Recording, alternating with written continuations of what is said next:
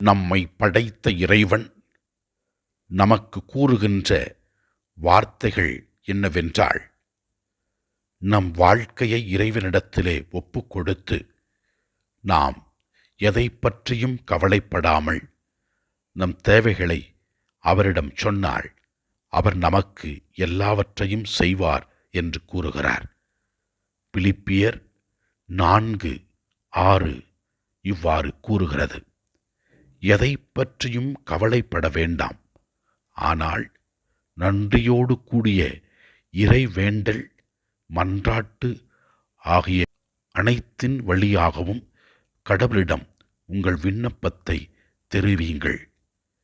அப்போது இறைவன் நமக்கு எல்லாவிதமான நன்மைகளையும் செய்வார் என்று கூறுகின்றது. இதோ இந்த வார்த்தைகளை நம்பி நம் குடும்பத்தில் உள்ளவர்கள், நம் குழந்தைகள், நம் உற்றார் உறவினர்கள், நோயால் அவதிப்படுகிற மக்கள், மருத்துவமனையில் உயிருக்காக ஊசலாடி கொண்டிருக்கிற நபர்கள், நம் குடும்பத்திலே நம்மிடத்திலே ஜெபத்தை கேட்டவர்கள் அனைவரையும் ஒப்பு கொடுத்து ஜெபிப்போம். அவர் நம் விண்ணப்பத்தை கேட்டு நம் கண்ணீரை துடைத்து நமக்கு ஆசீர்வாதத்தை கொடுப்பார்.